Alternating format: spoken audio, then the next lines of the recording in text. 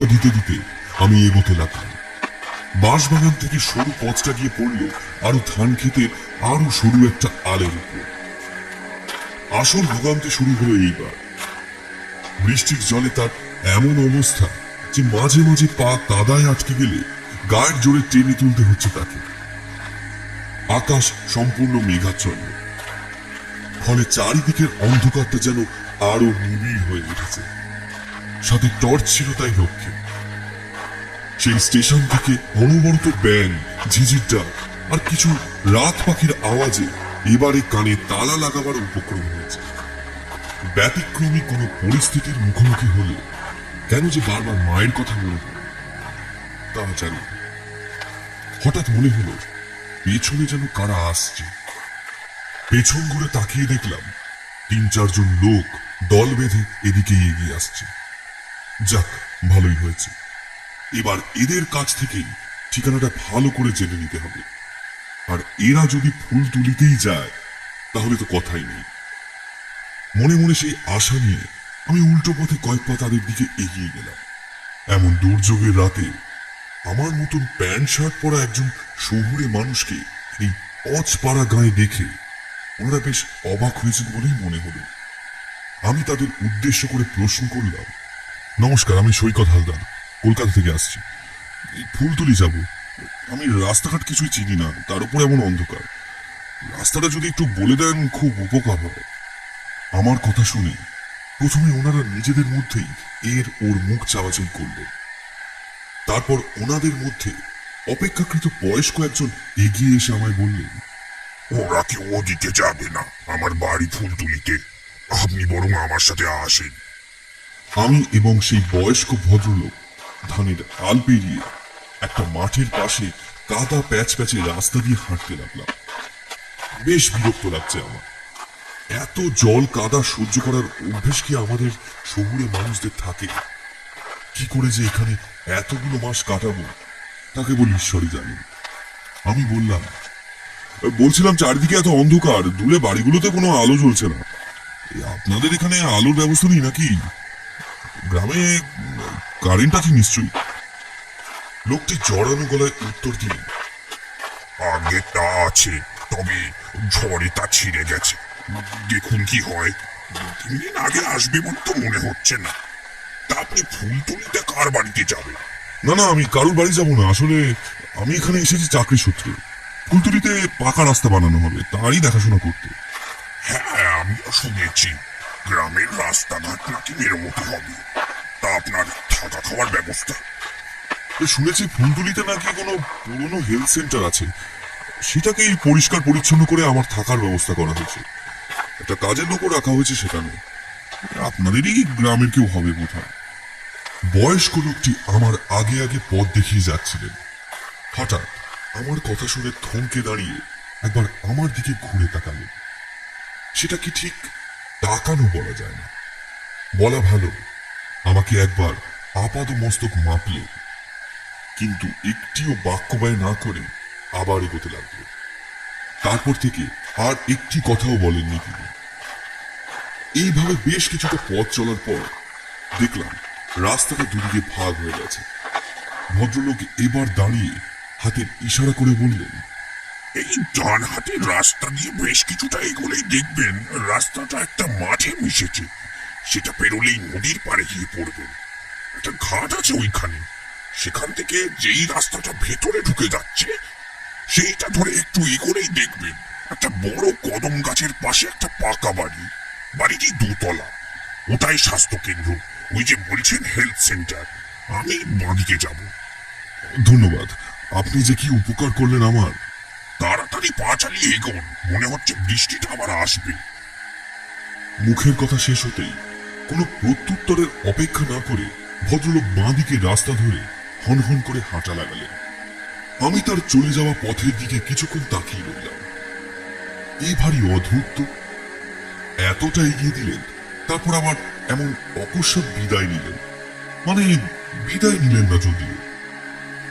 আর কি, আমি আর দাঁড়িয়ে না থেকে নিজের গন্তব্যের দিকে রওনা দিলাম। অন্ধকার হলে চোখটা এতক্ষণে সয়ে গেছে। টর্চের আলো ছাড়াও চারপাশটা বেশ দেখতে পাচ্ছিলাম। দেখলাম আমি এখন যে পথ ধরে হাঁটছি তার একদিকে একটা ঘন নিবিড় জঙ্গল, আর অন্যদিকে প্রশস্ত মাঠ। মাঠের পরে বিস্তীর্ণ জলরাশি। মা গঙ্গা বয়ে চলেছেন গ্রামবাসীকে তার মমতার ধারা বর্ষণ করতে করতে। এমন সময় এক ফোঁটা বৃষ্টির জল যেন গায়ে পড়ল। এই রে, আমার নেমে পড়ল বোধ হয়।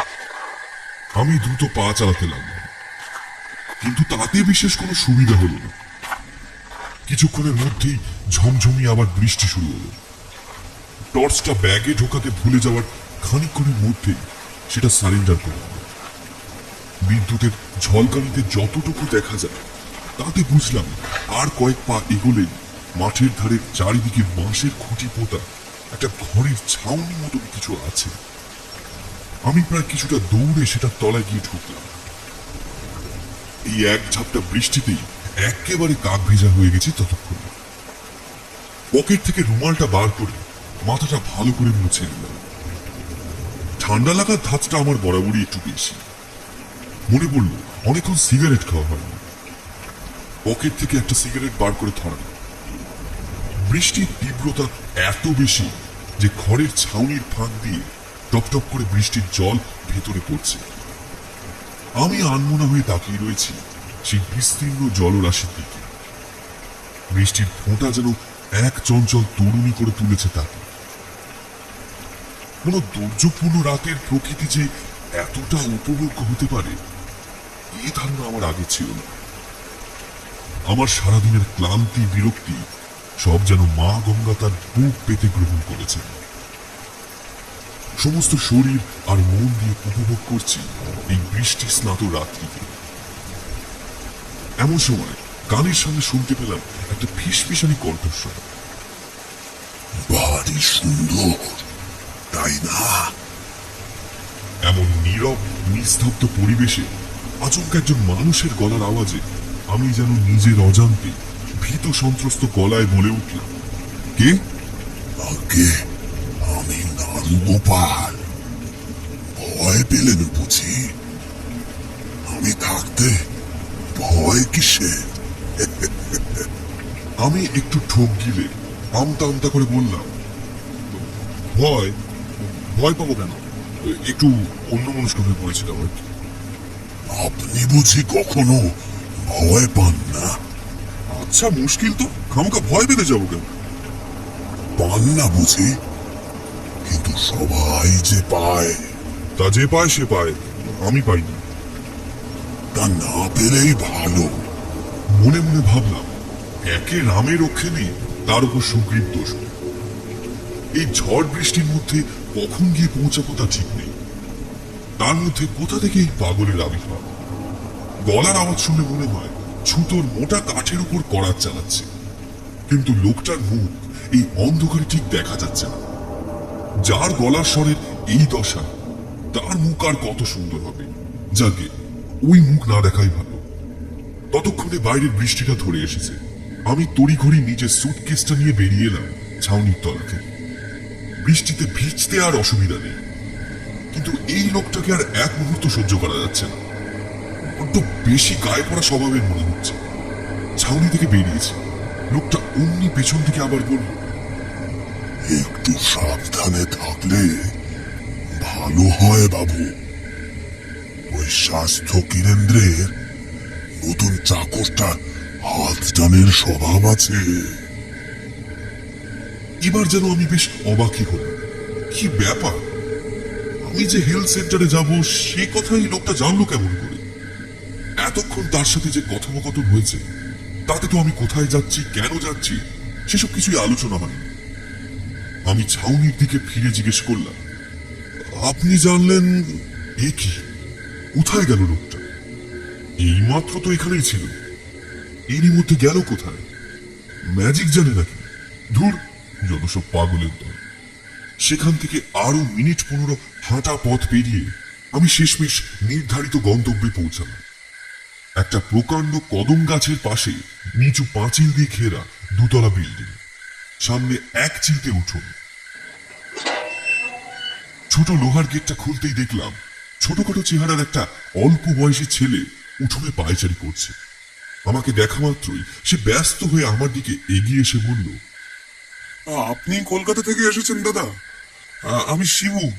আপনার এত দেরি হচ্ছে দেখে আমি ভাবলাম পথ হারিয়ে ফেলেছেন বুঝি। না, সেরকম কিছুই হয়নি।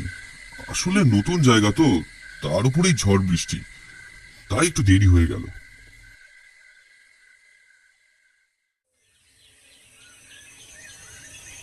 পরের দিন সকালে যখন ঘুম ভাঙল, তখন প্রায় 6টা বাজে। আর মোরা ভাঙতে ভাঙতে বারান্দায় এসে দাঁড়ালাম। রোদের তীব্রতা তখনও বাড়েনি। কত জানা অজানা পাখির কলতানে যেন প্রভাতী সঙ্গীত গাইছে এই গোটা ফুলতুলি গ্রামটা। টর্চটা কাল রাতের পর থেকে আর কাজ করছে না। দেখি বাজারের দিক দিয়ে যদি কোনো ছোট দোকান টোকানে দিয়ে ঠিক করিয়ে নেওয়া যায়। সামনের রাস্তাটা দিয়ে বাজারের সবজি বিক্রেতারা কেউ মাথায় ঝাঁকা নিয়ে, আবার কেউ সাইকেলের পেছনে বেঁধে কাঁচা তরি তরকারি নিয়ে এগিয়ে যাচ্ছে। গতকাল রাতে অবিশ্রান্ত বৃষ্টির কারণে গাছের সবুজ পাতাগুলো ঠান্ডা বাতাসের চাদর মিলেছে চারিদিকে। খবরের কাগজের লোকটা সাইকেলের ঘন্টি বাজাতে বাজাতে একটা কাগজ ছুঁড়ে দিয়ে গেল উঠোনের সামনে। সেটা তুলে নিয়ে ঘরে ঢুকতেই শিবু বলল, আপনার চা এনেছি দাদা। ও, বলা হয়নি, শিবু এই স্বাস্থ্য কেন্দ্রের কাজের লোক। রান্না বান্না থেকে শুরু করে বাকি যাবতীয় দৈনন্দিন সমস্ত কাজ ওই করে। আমার হাতে আজকে গোটা দিন সময় আছে। রাস্তার কাজ শুরু করব কাল থেকে, তাই তাড়াতাড়ি সকালের জল খাবার খেয়ে বেরিয়ে পড়লাম বাজারের দিকে। তাছাড়া জায়গাটা একটু ঘুরে দেখা যাবে। ছোট জায়গা, ফুলতুলি, প্রায় সবাই সবাইকে চেনে এখানে। একটা আধ ভাঙা মন্দিরের পাশ দিয়ে রাস্তাটা একটা বাঁশের সাঁকোয় শেষ হয়েছে। সেটা পেরোলেই গ্রামের বাজার। চারিদিকে ক্রেতা বিক্রেতাদের হাঁক ডাক চলছে। মাঝে মাঝে দু একজন প্রবীণ মানুষ আমার দিকে বেশ অবাক দৃষ্টি নিক্ষেপ করছে।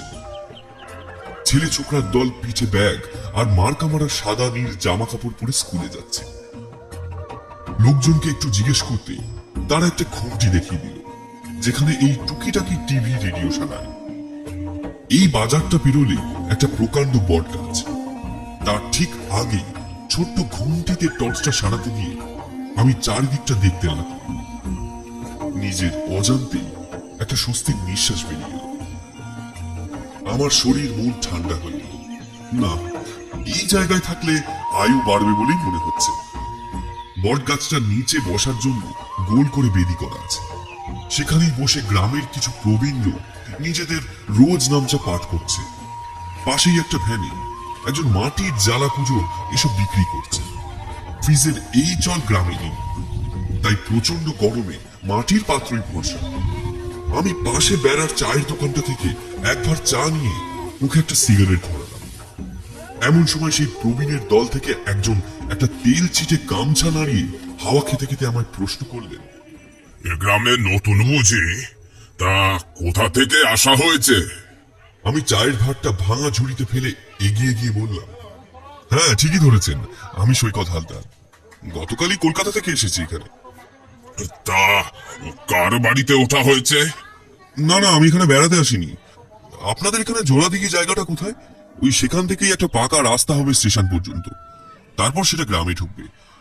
আমি সরকারি ইঞ্জিনিয়ার, সেই কাজেই এসেছি এখানে। নিজের জায়গার উন্নতি কে না চায়? আমার মুখে রাস্তা হবার কথা শুনে অতিশয় খুশি হয়েছিলেন সেই প্রবীণের দল। আমাকে খাতির করে ডেকে বসালেন। আমিও নিজের ভদ্রতা বজায় রাখতে চা আর বিস্কুট খাওয়ালাম সবাইকে। তারপর বেশ কিছুক্ষণ নানা গল্প চলল। এতদিন যাবৎ গ্রামের পথঘাটের কি হাল ছিল, বৃষ্টিতে জল কাদায় গ্রামের মানুষকে ঠিক কতটা অসুবিধার মধ্যে পড়তে হয়েছিল, এসব নানা কথা তাদের কাছ থেকে বিদায় জানিয়ে সেই ঘুমটিটা থেকে 15 টাকা দিয়ে টর্চটা নিয়ে ওটা এতক্ষণে সারানো হয়ে গেছিল। ফিরে এলাম। বাড়ি ফিরে দেখি একটা 27-28 বছর বয়সের ছেলে ধরা গলায় শিবুর সাথে বসে গল্প করছে। পিতৃ বা মাতৃবিয়োগ হলে সন্তান ধরা গলায় নেয়, হিন্দু শাস্ত্রের এটাই রীতি। আমি ঢুকতেই ছেলেটি আমাকে মাথা নিচু করে প্রণাম জানালো। শিবু বলল, হ্যাঁ দাদা, ও নাড়ুগোপাল কাকার ছোট ছেলে নিতাই। আপনার জন্য অপেক্ষা করছে। ছেলেটি আমার দিকে এগিয়ে এসে করজোড়ে বলল, আমি শিবুর কাছে এসেছিলাম আমার বাবার কাছে নিমন্ত্রণ জানাতে। বাবা আমাদের ছেড়ে চলে গেছেন আজ প্রায় 8 দিন হলো। তাই যদি একবার সামনের বুধবার আমাদের বাড়িতে বাবার কাজে আসেন তাহলে আমরা পরিবারের সবাই খুশি হব দাদা। নিশ্চয় যাব, তোমার বাবার কাজে থাকতে পারলে আমারও ভালো লাগবে। সেদিন সন্ধ্যাবেলা আমারও কিছুক্ষণ ঝড় বৃষ্টি হওয়াতে রাতে বেশ ঠান্ডা হাওয়া দিচ্ছিল। কাজেই ঘরের গুমুট ভাবটা কাটানোর জন্য ঠিক করেছিলাম জানলাগুলো খুলেই শোবো আজ। এখনো কারেন্টের কোনো দেখা নেই। আমি যে ঘরটায় থাকি তার পাশাপাশি দুটো দেওয়ালে দুটো জানলা। ঘরের এক কোণায় একটা চৌকি পাতা, তার পাশেই একটা ছোট্ট গোল টেবিল। শিবু আমাকে ওখানেই খাবার দাবার দিয়ে যায়। জামা কাপড় রাখার জন্য একটা মাঝারি মাপের শাটার টানা কাঠের আলমারি। আগে ওটাতে হেলথ সেন্টারে ওষুধপত্র রাখা হতো। টেবিলের উপর হ্যারিকেনের আলোটা টিমটিম করে জ্বলছে। জানলার রং ওটা সবুজ পর্দাগুলো মাঝে মাঝে দুলে উঠে বাইরে ঠান্ডা বাতাসের জানান দিচ্ছে। টর্চটা বালিশের পাশে নিয়ে শোয়া দরকার। রাত বাড়লে হ্যারিকেনের আলো যদি নিভে যায় তখন কাজে লাগবে ওটা। সকালে বাজার থেকে ফিরে তো এই টেবিলের উপরেই রেখে গেছিলাম। গেল কোথায় সেটা? দুপুরে টেবিলে ভাত খাওয়ার সময় তো দেখেছিলাম। একবার কি শিবুকে ডাকবো? না, থাক। সারাদিন পরিশ্রমের পর এখন হয়তো একটু বিশ্রাম নিচ্ছে ছেলেটি। তার থেকে বরং আমার সুটকেসটা একবার দেখা যায়। মনের ভুলে হয়তো ওখানেই রেখে দিয়েছি। সুটকেসটা খুলে টর্চটা খুঁজছি, এমন সময় কানে এলো একটা ফিসফিসানি কণ্ঠস্বর। ওটা ওখানে নেই মামু। আমি তো আগেই বলেছিলাম নতুন চাকরটার হাতটানের ধস আছে। আমার মনে হলো আওয়াজটা আসছে রাস্তার দিকে জানলাটার বাইরে থেকে। আমি সেই দিকে মুখ ঘুরিয়ে হাত পারলাম। কে কে ওখানে? কে কথা বলছে? আর কোনো শব্দ নেই। আমি তাড়াতাড়ি এগিয়ে গিয়ে জানলা থেকে বাইরের দিকে উঁকি মারলাম। যা দেখলাম তাতে আমার সারা শরীরে যেন এক হিমেল স্রোত বয়ে গেল।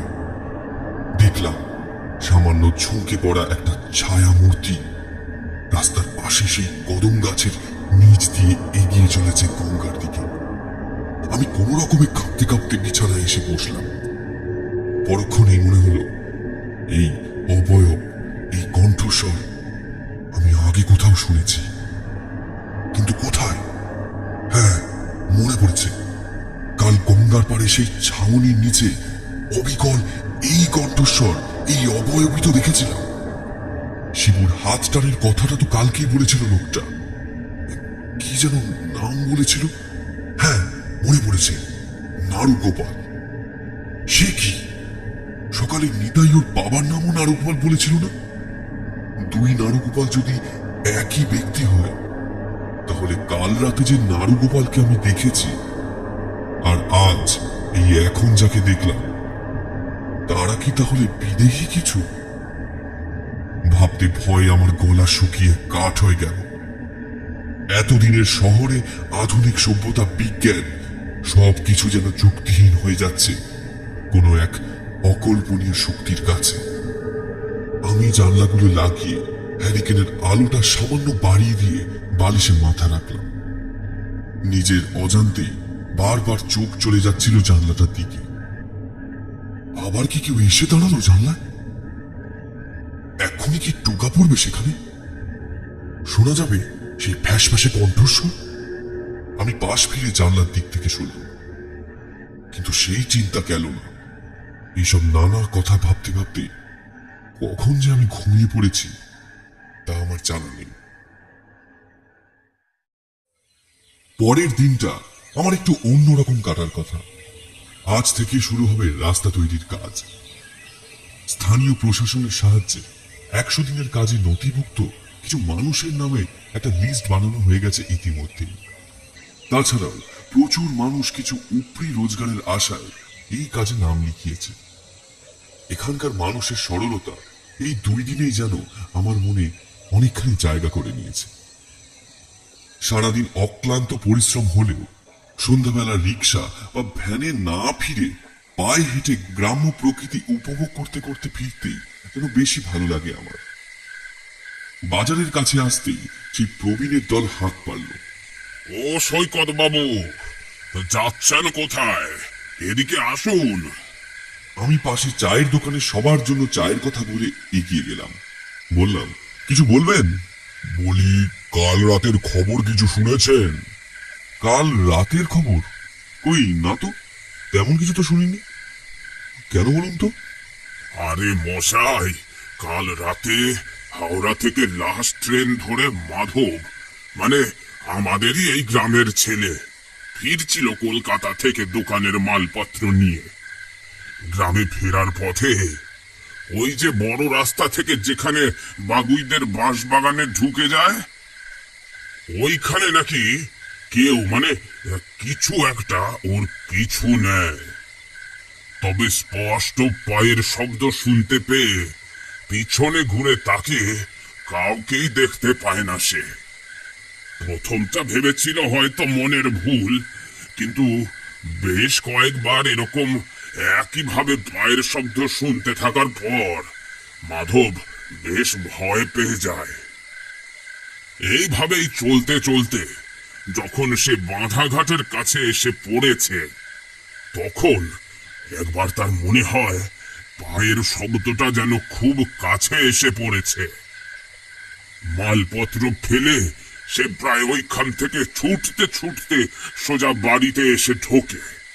কিন্তু বাড়িতে ঢোকার মুখটায় তাল গাছটার নিচে নাকি নাড়ু গোপালকে দেখতে পায়। আজ সকাল থেকে ছেলেটা খুব অসুস্থ। এই গরমের মধ্যেও কাঁথা মুড়ি দিয়ে পড়ে রয়েছে। সকালেই আমাদের গ্রামেরই কিছু ছেলেপুলে গিয়ে ওই ওই গঙ্গার পার থেকে ওর মালপত্রগুলো নিয়ে এসেছে আর কি। কার নাম বললেন? নাড়ুগোপাল? আচ্ছা, আমাকে একটা কথা বলুন তো, আপনাদের এই গ্রামে এই নামে কজন আছে? আরে কজন কি বলছেন মশাই, ওর মতো হাড় বজ্জাত লোক গ্রামে একটা থাকলেই যথেষ্ট। বেঁচে থাকতেও তো শান্তি দেয়নি কাউকে, এখন তো দেখছি মোটেও স্বভাব পাল্টায়নি ব্যাটার। হেলথ সেন্টারটা যতদিন সচল ছিল ওখানে ওই সব কিছু দেখাশোনা করতো। কথাটা শুনেই যেন চিন্তা শক্তি থমকে গেল আমার। কি শুনছি এসব আমি? নাড়ুগোপাল যদি একজনই হয়, তাহলে আসার দিন কার সাথে দেখা হয়েছিল আমার? আর কাল রাতে কে এসেছিল জানলার কাছে? আর ওই ছায়ামূর্তি? চারিদিক যেন শূন্য মনে হচ্ছে আমার। এক গহীন অন্ধকারে তলিয়ে যাচ্ছি আমি। কি হলো সৈকত বাবু, শরীর খারাপ লাগছে নাকি? না, কিছু না, আমি ঠিক আছি।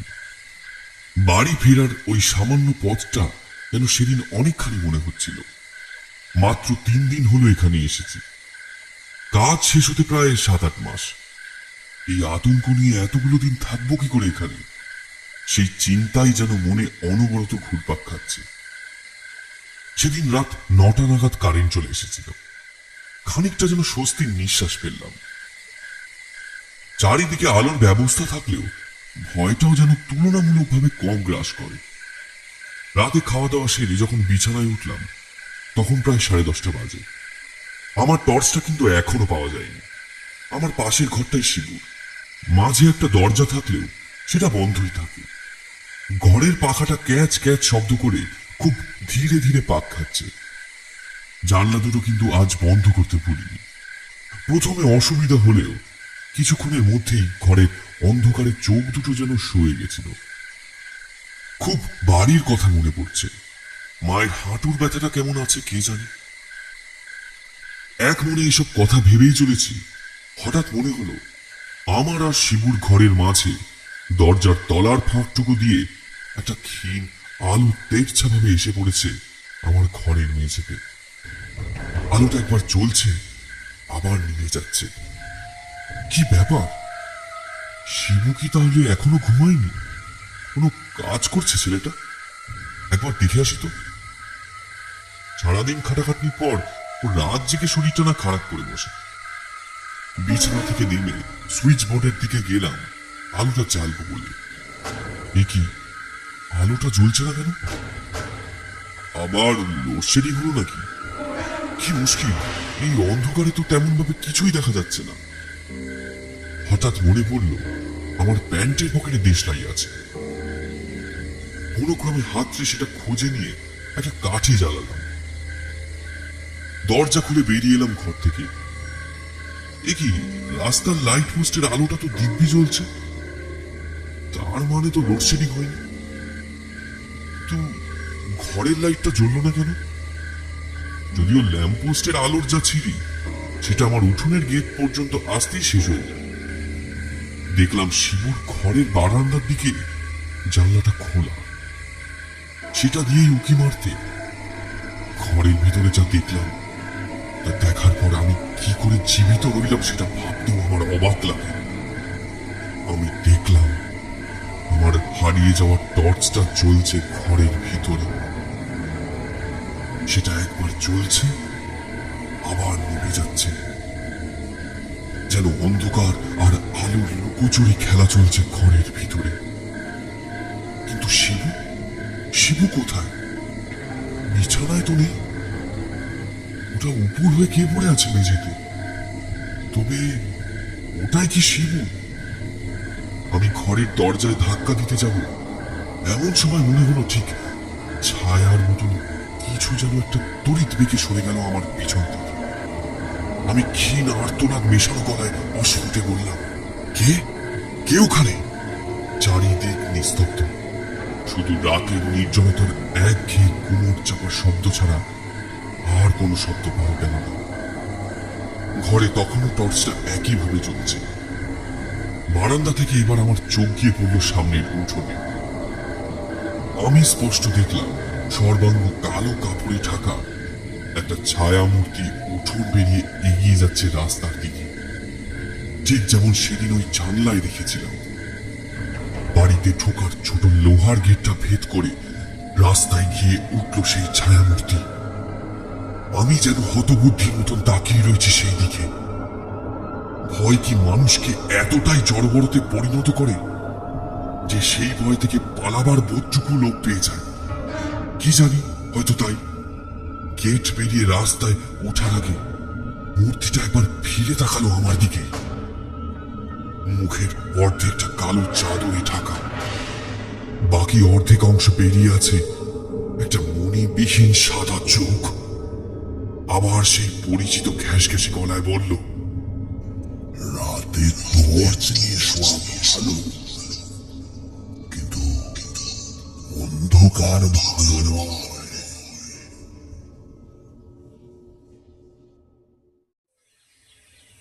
পরের দিন সকালে যখন জ্ঞান ফিরল, দেখলাম আমি আমার বিছানায় শুয়ে আছি। আমার পাশে গলায় স্টেথো ঝুলিয়ে বসে আছেন এই গ্রামের ডাক্তার সতীশ রায়, এবং আমাকে ঘিরে রয়েছে নবীন প্রবীণ বেশ কিছু মানুষ। আমি চোখ খুলতেই ডাক্তারবাবু বললেন, এখন কেমন বোধ করছেন সৈকত বাবু? হ্যাঁ, ভালো, তবে মাথাটা খুব ধরে আছে। আচ্ছা, শিবু কোথায়? আর আপনারা সবাই এখানে? আমার চারপাশে দাঁড়িয়ে থাকা লোকজনদের মধ্যে থেকে একজন বলে উঠল, আহা, সব জানতে পারবেন, আগে আপনার শরীরটা একটু সুস্থ হোক। আর এত চিন্তাই বা করছেন কেন? আমরা তো সবাই আছি নাকি? আমি লোকটার কথা বলার ভঙ্গি দেখে বেশ বুঝতে পারলাম যে উনি আমার থেকে কিছু গোপন করছেন। ততক্ষণে গতকাল রাতে ঘটে যাওয়া সমস্ত ঘটনাই আমার মনে পড়ে গেছে। কাল শিবুকে দেখেছিলাম অচেতন অবস্থায় ঘরের মেঝেতে পড়ে থাকতে। না না, পরে নয়, এখনই বলুন আমার সবটা। শিবু কোথায়? ওকে একবার ডাকুন না। ডাক্তারবাবু আমার কাঁধে হাত রেখে বললেন, আপনি শান্ত হন সৈকত বাবু। এখন আপনার পক্ষে এত উত্তেজিত হয়ে পড়াটা ভালো নয়। আপনার স্নায়ু খুব দুর্বল। আপনারা কেউ বুঝতে পারছেন না কেন? শিবুর কাছে যাওয়াটা আমার খুব জরুরি। বলেই আমি তাড়াহুড়ো করে বিছানা থেকে নেমে দরজার দিকে 2 পা এগিয়েছি, অমনি আমার সেই প্রবীণ ভদ্রলোক বলে উঠলেন, শিবু আর বেঁচে নেই সৈকত বাবু। কাল রাতে হৃদযন্ত্র বিকল হয়ে সে মারা গেছে। মৃত্যুকালীন কষ্টে ছেলেটার চোখ দুটো এমন ভাবে বিস্ফারিত হয়ে বেরিয়ে এসেছিল যেন আকস্মিক কোনো কিছু দেখে সে ভয় পেয়েছিল মৃত্যুর আগের মুহূর্তে। কিছুক্ষণের জন্য যেন আমি বাকরুদ্ধ হয়ে গেলাম। ঈশ্বর যেন আমার সমস্ত চেতন শক্তি কেড়ে নিলেন। এইভাবে কতক্ষণ হতভম্বের মতন বসেছিলাম জানি না। অজান্তে অস্ফুটে মুখ দিয়ে বেরিয়ে এলো, ওটা মৃত্যুকালীন যন্ত্রণা নয়, ওটা ওটা স্বয়ং মৃত্যুর প্রতিচ্ছবি। প্রবীণ ভদ্রলোক এসে আমার পাশে বসলেন, তারপর আমার দিকে বেশ অবাক দৃষ্টিতে কিছুক্ষণ তাকিয়ে থেকে বললেন, আজ সকালে খবরের কাগজ দিতে এসে ওই মাধব মনে আছে তো? ওই কিন্তু আমাদের গ্রামে খবরের কাগজও দেয়। হ্যাঁ, আপনাকে অজ্ঞান অবস্থায় বারান্দায় পড়ে থাকতে দেখে। সেই আমাদের সবাইকে খবর দেয়। আমরা এসে তালা ভেঙে ঘরের মধ্যে শিবুকে মৃত অবস্থায় পাই আর কি। তারপর তার বাড়িতে খবর দিলে তারা এসে ওকে নিয়ে যায়। ডাক্তার বাবুকে ডেকে নিয়ে আসা হয় আপনাকে দেখবার জন্য। এবার বলুন তো সৈকত বাবু, কাল রাতে এখানে ঠিক কি হয়েছিল? ডাক্তারবাবু 1 গ্লাস জল এগিয়ে দিলেন আমার হাতে। আমি সেটা এক নিঃশ্বাসে শেষ করে শুধু গতকাল রাতের ঘটনাই নয়, এখানে আসার দিন থেকে যা যা কিছু ঘটেছে সবকিছু সবিস্তারে বললাম উপস্থিত সকলকে। আমার কথা শুনে সকলে একে অপরের মুখের দিকে এমন ভাবে চাইছিল যেন এই ঘটনা তাদের কাছে নতুন কিছু নয়। এর আগেও এই ঘটনার সম্মুখীন হয়েছে ওরা। তাদের মধ্যে একজন খুব গম্ভীর গলায় বলল, আপনি সেদিন গঙ্গার পাড়ে ওই ছাউনির তলায় দাঁড়িয়ে খুব ভুল করে ফেলেছেন সৈকত বাবু। ওটা আমাদের গ্রামের শ্মশান, জায়গাটা ভালো নয়। আপনার আগেও আরো অনেকেই এই ভুলটা করেছে। তারা প্রত্যেকেই হয় মারা গেছে, নয়তো পাগল হয়ে গেছে। অনেকের তো আবার কোনো খোঁজই পাওয়া যায়নি। তার উপর শুনেছিলাম নাড়ুগোপাল নাকি মৃত্যুর সময় 5 পা দোষ পেয়েছিল। এখন তো এই গ্রামে কেউ রাতে মারা গেলে সারা রাত বাড়ির লোক মরা আগলে বসে থাকে, পরের দিন সকালে দাহ করা হয়। আমি এতক্ষণ একজন দক্ষ শ্রোতার মতন সব কথা শুনছিলাম। না, এভাবে হাত পা গুটিয়ে বসে থাকলে চলবে না। এখনই কলকাতার অফিসে ফোন করে সব জানাতে হবে বড়বাবুকে। এখানে আর এক মুহূর্ত নয়, আজ বিকেলে ট্রেনেই ফিরে যাব। প্রমোশনের লোভে বেঘরে প্রাণ খোয়ানোর মতো নির্বুদ্ধিতা আর হয় না। ডাক্তারবাবুর ফোনটা নিয়ে কল করলাম কলকাতার অফিসে। ওপাশ থেকে বড়বাবুর গলা শোনা গেল। Hello, Amrit Sengupta speaking. Hello sir, good morning, আমি Saikat. What a pleasant surprise Saikat বাবু। আমি তো আপনাকেই খুঁজছিলাম। আপনার ফোনটা নট রিচেবল বলছে। আসলে স্যার, আসার দিন বৃষ্টিতে ভিজে ফোনটা গন্ডগোল করেছে। তাছাড়া এখানে একটু টাওয়ার প্রবলেমও আছে। ও তাই বলুন। শুনুন সৈকত বাবু, আপনি চলে যাওয়ার পর এই প্রজেক্টের জন্য গতকাল বিকেলে হেড অফিস থেকে কিছু জরুরি কাগজ এসছে আমার কাছে। এগুলো আপনাকে দেওয়াটা খুব জরুরি। তাই আমাদের অফিসের প্রকাশ বাবু বেলা 12টা ট্রেনে বেরিয়ে গেছেন। আপনি কাইন্ডলি স্টেশন থেকে সেগুলো কালেক্ট করে নেবেন। ওকে সৈকত বাবু, মন দিয়ে কাজ করুন and take care. Hello sir, শুনুন, হ্যালো হ্যালো। ফোনের ওপারে তখন পিপ পিপ শব্দটা একটানা ভিড়ে চলেছে। একবার স্থির করলাম প্রকাশবাবুর সাথেই ফিরে যাব কলকাতা। পরক্ষণে মনে হলো, যদি চাকরিটা চলে যায়, এখনকার বাজারে নতুন চাকরি পাওয়া মোটেই সহজ ব্যাপার নয়। তাছাড়া বেকারত্বের যন্ত্রণা মৃত্যু যন্ত্রণা থেকেও ঢের বেশি। ফিরে এলাম সেই অভিশপ্ত আস্তানায়। শিবুর ঘরে তখনও টর্চটা মাটিতে পড়ে আছে। সেটা নজরে পড়তেই যেন পায়ের রক্ত মাথায় চড়ে গেল আমার। এই টর্চটাই যত নষ্টের গোড়া।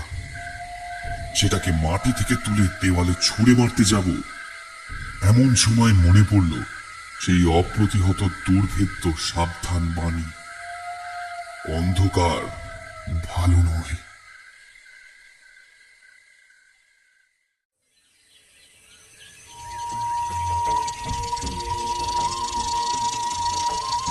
গুপ্তিপাড়া স্টেশনের ট্রেন ঢুকবে বিকেল 5টায়। আমি বেলা 3:45 সময় রওনা হলাম স্টেশনের দিকে।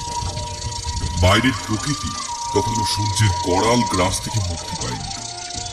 কিছুটা দূরে গিয়ে একটা রিক্সা পেয়ে গেলাম, সেটা নিয়েই এগোতে লাগলাম স্টেশনের দিকে। দুপুরের গ্রাম্য প্রকৃতি শহরের থেকে একেবারে আলাদা। পাটকাঠির বেড়া দেওয়া নিকানো উঠোনের মাঝে মাটির ঘর, সেই ঘরের দাওয়ায় শুয়ে ডাল পাতার পাখা দোলাচ্ছে কেউ কেউ।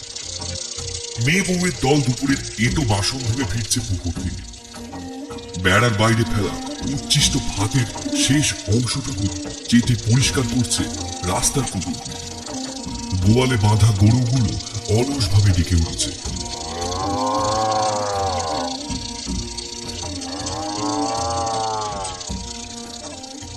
মাঝে মধ্যেই দামাল ছেলেদের পুকুরে ঝাঁপ দেওয়ার ঝুপঝাপ আওয়াজ শোনা যাচ্ছে।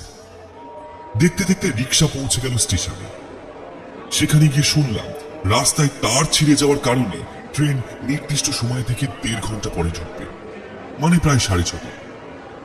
এই সময়টুকু আমি 3-4 বার চা খেয়ে স্টেশনটা বেশ কয়েকবার পায়চারি করে কয়েকজন স্থানীয় লোকজনের সাথে গল্প গুজব করে কাটিয়ে দিলাম। প্রকাশবাবুর কাছ থেকে দরকারি কাগজের ফাইলটা নিয়ে ওনাকে পরে ট্রেনে তুলে দিলাম। আমি যখন স্টেশন থেকে বেরোলাম তখন রাত প্রায় 7:30। বাইরে বেরিয়ে বেশ কিছুক্ষণ দাঁড়িয়ে রইলাম। না, একটাও রিক্সা চোখে পড়ছে না। এতটা রাস্তা তাহলে হেঁটেই যেতে হবে। অগত্যা কি বা করার আছে? হেঁটেই যখন যেতে হবে তখন আর দেরি না করাটাই ভালো। তবে স্টেশনে 1 কাপ চা খেয়ে যায়। স্টেশনের সেই ছোট্ট চায়ের দোকানে গিয়ে দেখি নিতাই দাঁড়িয়ে। সেই চাওয়ালার সাথে দোকানের ঝাঁপের ভেতর ঢুকে বোধহয় বিড়ি টানছে। আমাকে দেখতে পেয়ে সেটা ফেলে দিয়ে একটু যেন ব্যস্ত হয়ে এগিয়ে। আরে সৈকত দা না? আরে নিতাই, তুমি এখানে? কাল বাবার কাজ মনে আছে তো দাদা? তারই কিছু জিনিস কিনতে এসেছিলাম। তা কোনো রিক্সা পাচ্ছেন না নিশ্চয়ই? এখানে এই এক ঝামেলা। আপনি বরং আমার সাইকেলটা নিয়ে চলে যান। কাল তো বাবার কাছে আসবেনই, তখন না হয় নিয়ে আসবেন। আর তুমি? আরে দাদা, আপনি চিন্তা করবেন না। এই হচ্ছে শ্যামল, আমার বন্ধু। এটা ওরই চায়ের দোকান। আমি ওর সাথে ফিরে যাব দাদা। ও আচ্ছা, বেশ। ভাই, 1 কাপ চা দাও না, তারপর তোমার সাইকেলটা নিয়ে বেরোই। আমি নিতাই সাইকেল নিয়ে এগোলাম ফুলতলির উদ্দেশ্যে। কতদিন পর আবার সাইকেলে চাপা। নিজের স্কুল জীবনের কথা মনে পড়ে যাচ্ছিল আমার। দল বেঁধে বন্ধুদের সাথে বাড়ি ফেরা, প্রথম সিগারেট খাওয়া, আরো কত কিছু। এসব নানা কথা ভাবতে ভাবতে কতটা দূর যে চলে এসেছি তা আমি খেয়াল করিনি। ওই বাঁশ বাগানটা পেরিয়ে ধান ক্ষেতের আর কোথাও বা মস্ত দিঘি, কোথাও বসত বাড়ি, সবকিছু পেছনে ফেলে রেখে আমি এগিয়ে চলেছি। আজ আকাশে মেঘের ছিটে ফোটাও নেই। মায়াবী চাঁদের আলো সম্পূর্ণ গ্রামটাকে তার রূপসী চাদরে ঢেকে রেখেছে। গ্রামের সরু মেঠো রাস্তা, তার দুধারে ধান খেতে এক একটা দ্বীপের মতো গাছপালার ঘের জেগে উঠেছে। তাদের ডালপালার ফাঁক ফোকর দিয়ে মাঝে মধ্যে একটা বাড়ির হলদেটে জানলা উঁকি মারছে। তবে এই সরু মেঠো পথ ধরে সাইকেল চালানো সত্যি খুব কঠিন। টর্চটা আনতেও আজ ভুলে গেছি, বিশেষ করে আমাদের মতো শহুরে মানুষদের পক্ষে। তবে এই সরু মেঠো পথ ধরে সাইকেল চালানো সত্যিই খুব কঠিন, বিশেষ করে আমাদের মতো শহুরে মানুষদের পক্ষে। এইভাবে সাইকেল নিয়ে ঝনঝন করতে করতে এগোচ্ছি, আমি ছাড়া কোথাও কেউ নেই। এখনো বেশ খানিকটা পথ বাকি। গ্রামে ঢোকার মুখে নদীর সেই বাঁধা ঘাটের কাছে হঠাৎ কোথা থেকে একটা মোটা কালো বেড়াল রাস্তার পাশে ঝোপের আড়াল থেকে বেরিয়ে মাঝ রাস্তা পর্যন্ত এসে আবার ছুটে অদৃশ্য হয়ে গেল সেই ঝোপের আড়াল। আমি তাল সামলাতে না পেরে একেবারে সাইকেল নিয়ে হুমড়ি খেয়ে পড়লাম। গা হাত পা ঝেড়ে উঠতে গিয়ে সামনে চোখ পড়তেই দেখলাম কিছুটা দূরে চাঁদের আলো স্পষ্ট দেখা যাচ্ছে গঙ্গার পাড়ে সেই ছাউনি দেওয়া শ্মশানের ঘরটা। এই পরের ঘটনায় ভয়ে আতঙ্কে আমার সারাটা শরীর যেন হিম হয়ে গেল। সাইকেলটা নিয়ে ধীরে ধীরে উঠে দাঁড়ালাম। আমার ফাইলটা সাইকেলের পেছনের কেরিয়ারেই তো ছিল, গেল কোথায়? চারিদিকে একবার চোখ বলিয়ে নিতেই দেখলাম সেই ঝোপের ধারে পড়ে আছে সেটা। তাড়াতাড়ি এগিয়ে গিয়ে সেটা তুলতে যাব, এমন সময় ঝোপের পাশে ওটা কি দেখা যাচ্ছে? দুটো মিশমিশে কালো দানবাকৃতি পা। কে দাঁড়িয়ে আছে ওখানে? আমি প্রায় জোর করে নিজের মুখটা উপরে তুললাম, কিন্তু কই, কেউ তো নেই। পায়ের পরে শরীরের বাকি অংশের কোনো অস্তিত্বই নেই সেখানে। আমি আবার তাকালাম নিচের দিকে। আরে কোথায় গেল সেই পা দুটো? এখানেই তো ছিল। তবে কি আমার চোখের ভুল? এই ঝকঝকে চাঁদের আলোয় এতটা ভুল দেখবো না আমি। সেই ছোপটা আর আমার ব্যবধান মাত্র হাতখানিকে। হঠাৎ ছোপের আড়ালে আবার শুনতে পেলাম সেই কণ্ঠস্বর। আমি তো আগেই বলেছিলাম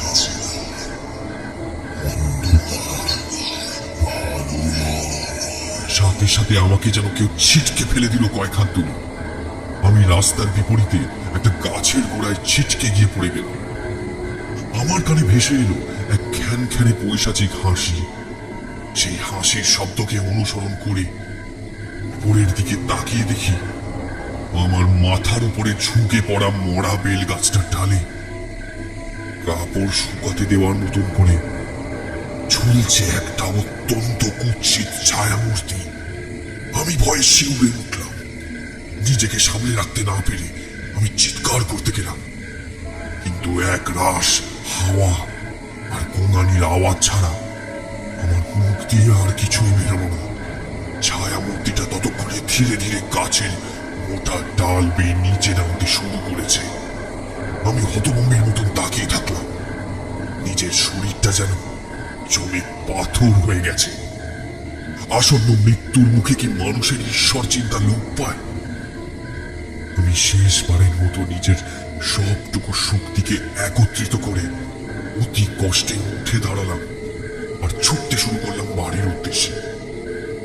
আমার হৃৎপিণ্ড ততক্ষণে বুকের ভেতর হাতুড়ি পেটাতে শুরু করেছে, আর কিছুক্ষণের মধ্যেই হয়তো সেটা বুক ফেটে বেরিয়ে আসবে। এইভাবে ছুটতে ছুটতে সেই ছাউনি দেওয়া ঘর শ্মশান পেরিয়ে আমি গ্রামে ঢুকে পড়লাম। সেখানেও থামলাম না, সোজা কোনো ক্রমে এসে পৌঁছালাম হেলথ সেন্টারে। ঢুকেই ঘরের দরজা বন্ধ করে নিশ্চল নিষ্প্রাণ জড় পদার্থের মতন বসে রইলাম বিছানার উপর। নিতাইয়ের সাইকেল